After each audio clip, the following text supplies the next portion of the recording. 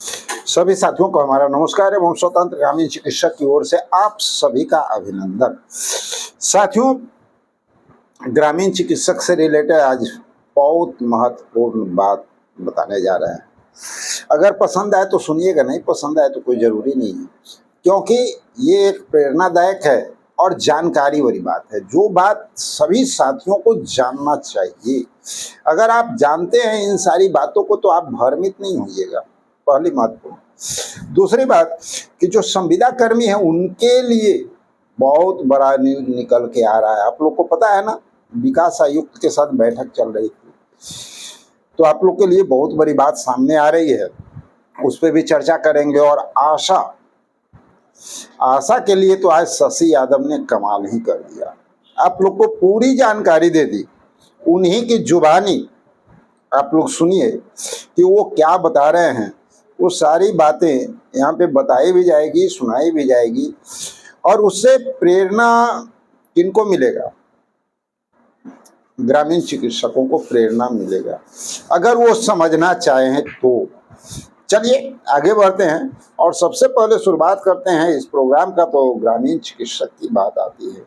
तो साथियों, आप लोग को तो नौकरी बंट रहा है ना, संस्था की ओर से बार बार नौकरी बन रही है, गारंटी नौकरी हो रहा है, गारंटी नौकरी हो रहा है, बैठने का जगह मिल गया है। भाई एक बात समझ में नहीं आया, बहुत शॉर्टकट में बताएंगे, अच्छा लगे तो ठीक, नहीं अच्छा लगे तो माफ कीजिएगा, कि हमारे ग्रामीण चिकित्सक साथी सभी लोग एजुकेटेड पर्सन हैं, पढ़े लिखे, फिर भी समझने में इतनी कोताही क्यों होती है? थोड़ा सा समझिएगा। जीविका के लिए माननीय मुख्यमंत्री ने जो कार्य किया वो कहाँ गया? वो आया ऑफिशियल वेबसाइट पे, उसका नोटिफिकेशन कहाँ पे आप देखें? ऑफिशियल वेबसाइट पे। ऑफिशियल वेबसाइट से नोटिफिकेशन कैसे निकालते हैं? चलिए स्क्रीन पे एक वीडियो चल रहा होगा, आप लोग देख सकते हैं कि कैसे जो है हम लोग जो ऑफिशियली जानकारी पहले निकालने का प्रयास करते हैं कि वास्तव में कुछ हमारे लिए कहीं पे और सरकार के अंदर कुछ हो रहा है या नहीं, यहाँ से जानकारी मिल जाती है। अगर कुछ नोटिफिकेशन कहीं भी आएगा तो ऑफिशियल पेज पे डाउनलोड होगा ही होगा। अगर कोई फर्जी नोटिफिकेशन रहेगा तो उसको तो भैया आपको दुनिया में सब जगह मिल जाएगा, बट उसका ऑफिशियल वेबसाइट पे कोई नोटिफिकेशन वैसा नजर नहीं आएगा।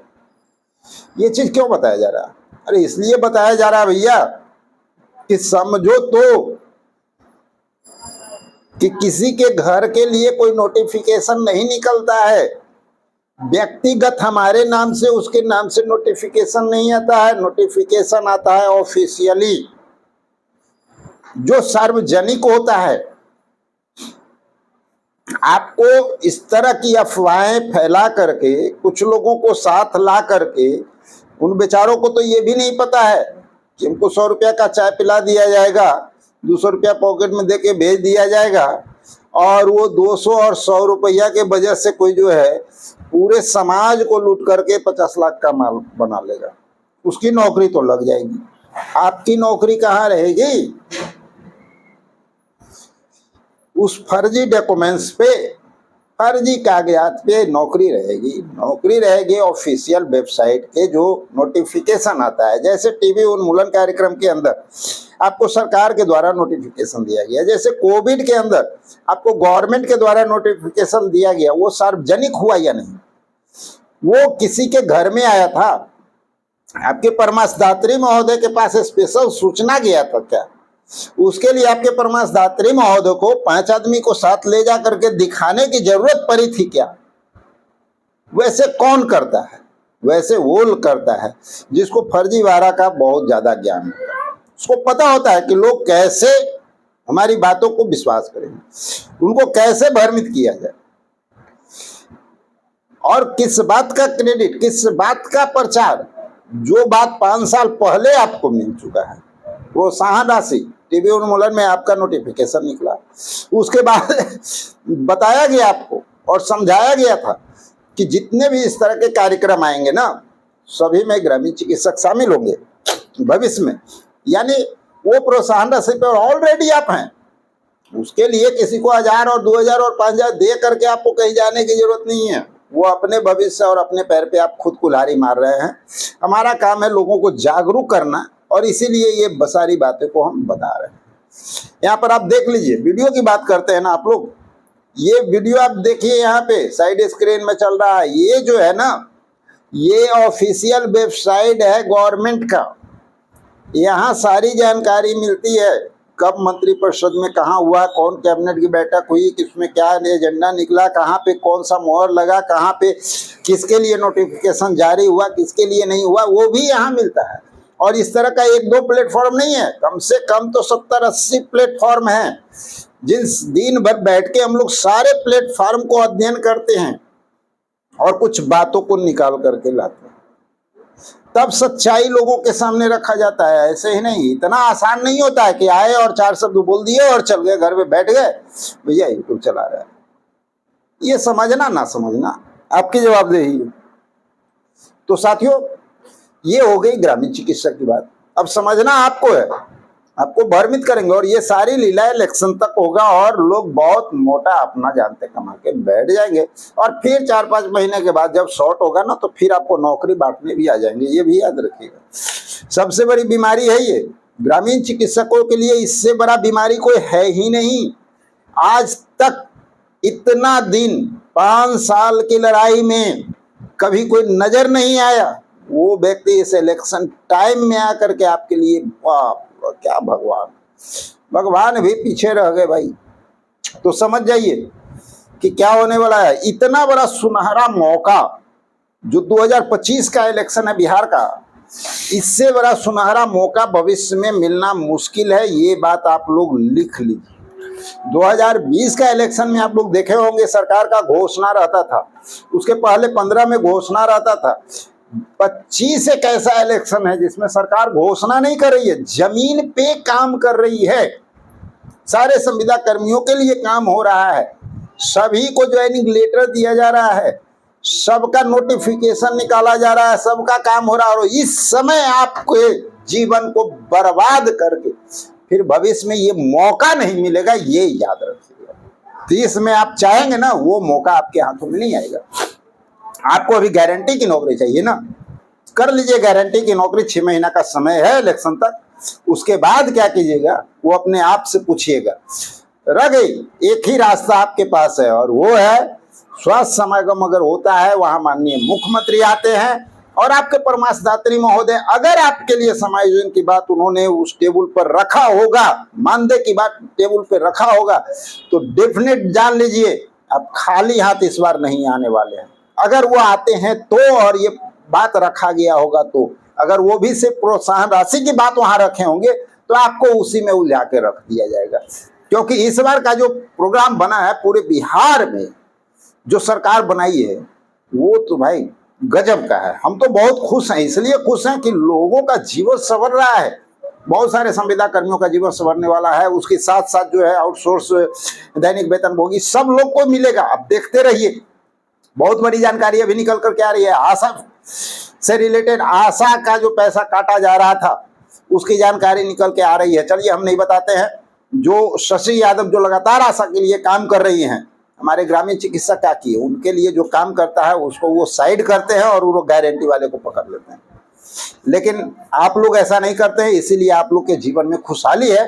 और होता क्या है, आप लोग का काम हमेशा होता है, सरकार मानती है, क्योंकि विपक्ष बहुत मजबूती से के साथ आपके पीठ पे लगा हुआ है, कभी डिगा नहीं। तो चलिए, आशा जो कार्यकर्ता है उनके लिए हमारे शशि यादव जी क्या कह रहे हैं, थोड़ा सा आप लोग खुद सुन लीजिए।